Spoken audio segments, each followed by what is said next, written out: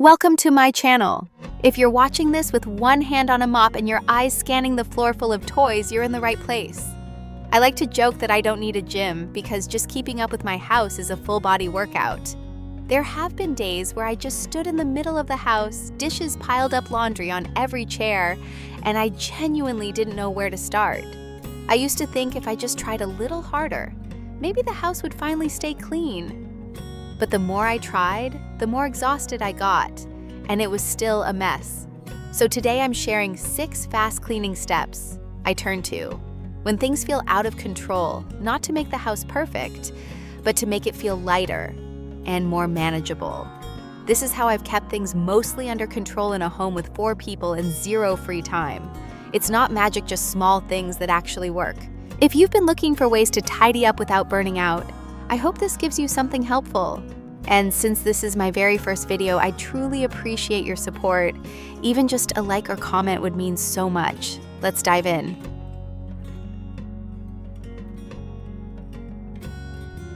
Step 1.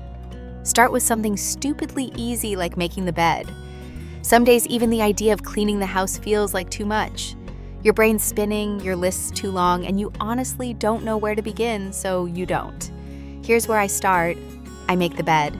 Not because it's life-changing, not because it turns me into a productivity queen, but because it's one thing I can finish in under a minute and it looks like progress.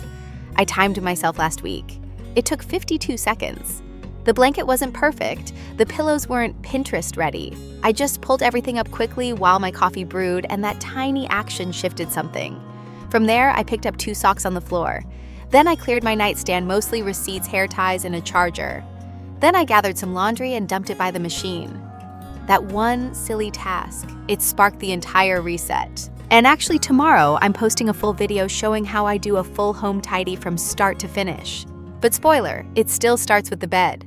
Because you don't need to feel ready to clean. You just need one win to remind yourself you can start. Next up, let's keep that momentum going with a tiny trick I use to stay focused, especially on chaotic days: setting a timer.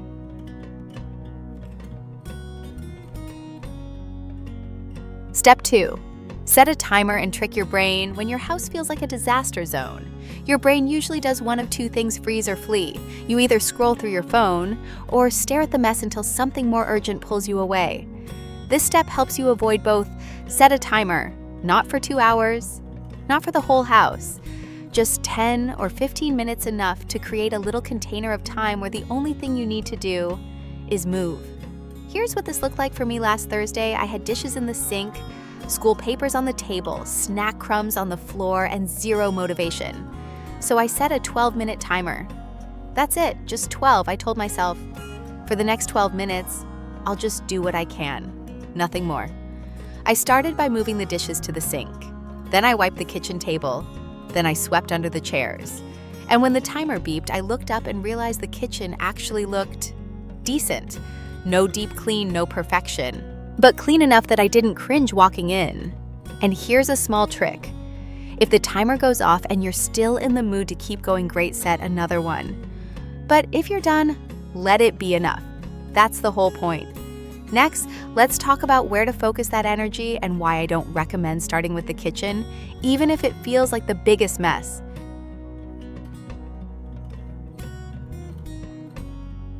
Step 3. Don't start with the kitchen, save it for last. The kitchen feels like the obvious place to clean first. It's where the mess screams the loudest: dishes, piling up crumbs, underfoot counters, covered with life. But here's the problem.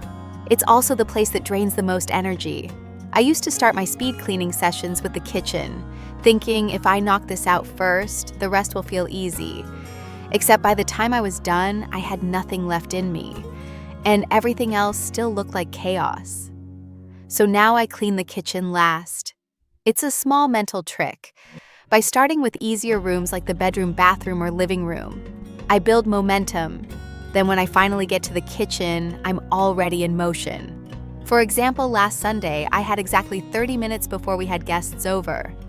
Instead of rushing to scrub the stove, I made the bed, cleared the bathroom counter, tossed toys into bins. By the time I got to the kitchen, I had 10 minutes left, just enough to load the dishwasher and wipe the counters. Was the kitchen spotless? Nope, But the rest of the house looked calm, and that made the whole place feel clean. So if the kitchen is yelling for attention, don't let it boss you around. We'll get there. But not yet. Next, we'll move into one area that's surprisingly satisfying to clean, and you can knock it out fast: the bathroom.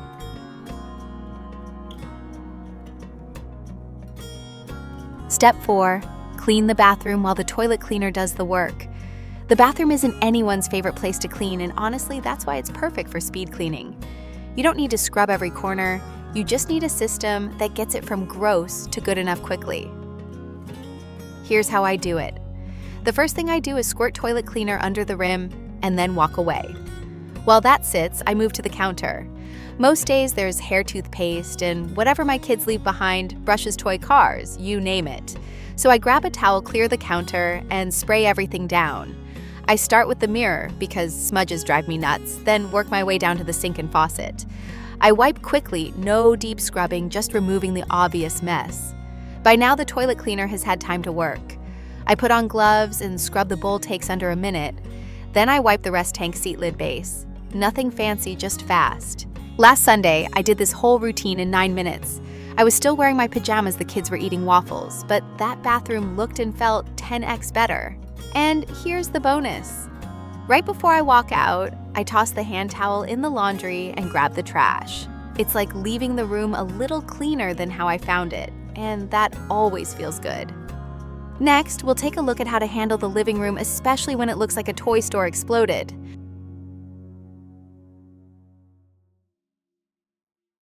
Step 5. Toss it all in a bin, deal with it later.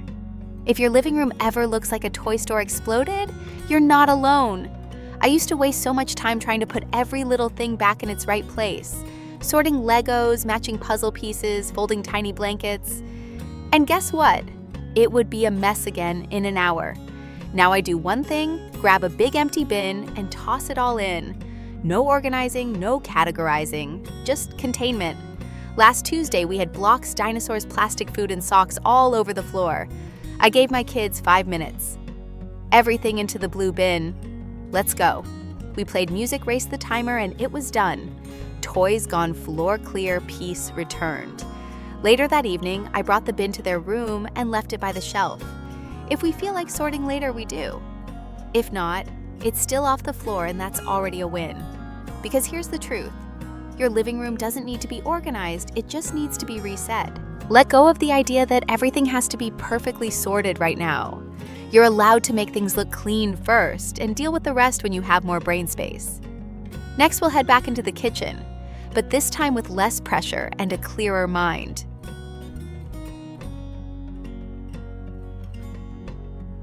Step 6.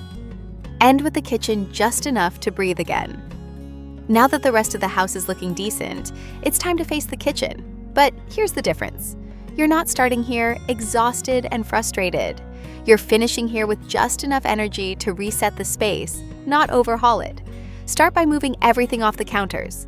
Dirty dishes go in the sink, leftovers get tossed, snack bags closed.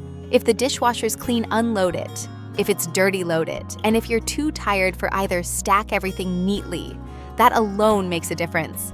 Next, grab a cloth and do one simple wipe down counters, then stove, then appliances. You actually use no need to polish the toaster.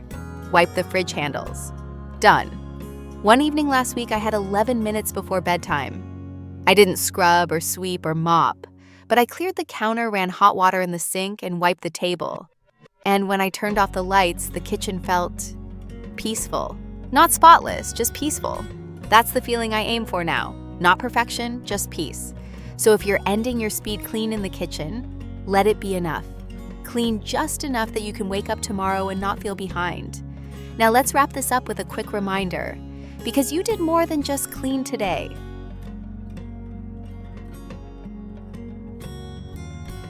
Step 7. Clear the visual noise.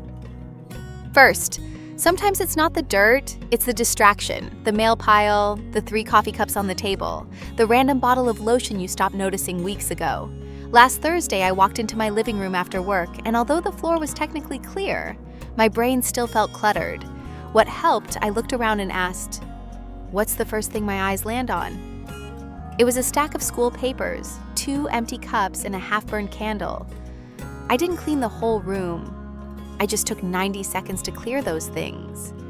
Suddenly, the space felt calmer, like I could breathe again. This isn't about cleaning deeply.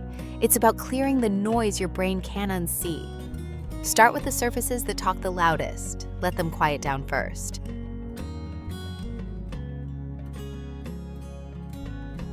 Step 8. Do a 2-minute trash walk. Clutter doesn't always look like clutter. Sometimes it's trash that's quietly hanging around. A receipt you meant to shred, a broken pen in the junk drawer, that tiny wrapper that no one picked up. Last Sunday, while waiting for the laundry to finish, I grabbed a small grocery bag and did a lap around the house. In less than 2 minutes, I tossed a half-empty granola bar wrapper from the coffee table, 2 old coupons on the fridge, a broken pencil, and the mystery sock that had been under the dining table for a week. It wasn't dramatic, but the room felt clearer, and my brain a little less irritated. You don't have to do a deep clean, just walk, look for trash and toss. That's it, 2 minutes instant lightness.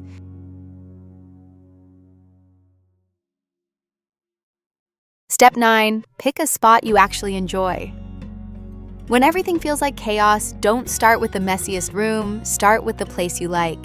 Your coffee corner, your bedside table, the little spot where light hits just right in the afternoon.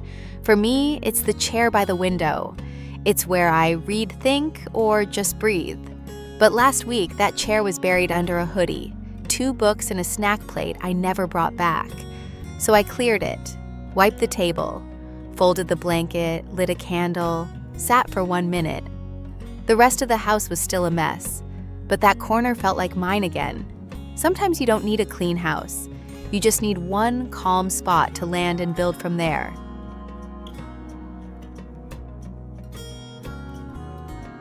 Step 10. Use a last 3 things rule before you sit. We all have that moment you're done for the day, ready to crash on the couch or head to bed.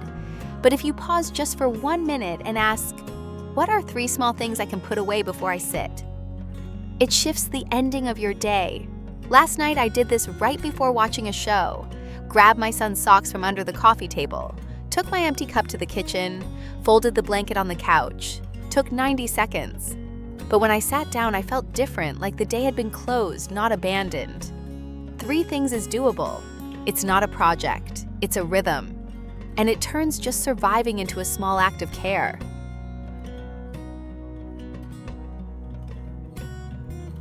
If you followed along even halfway, I want you to know something. You didn't just tidy a few rooms. You carved out space for yourself in a day that might have otherwise felt like it owned you. That matters. Not because your house is spotless, but because you moved forward even when your brain said, why bother? And if all you did was make the bed and wipe a counter, that still counts. Because today, your goal wasn't to finish everything. It was just to feel a little less behind. I hope this helped you find a bit of calm, or at least a few cleared surfaces to breathe in. And if you want to see how I do this across the entire house in real time, my next video is a full home speed clean, start to finish, no stress, no perfect shots. Subscribe if that sounds like something your week needs. Or don't, you can always come back when you're ready. Thanks for being here truly. You've done enough for today.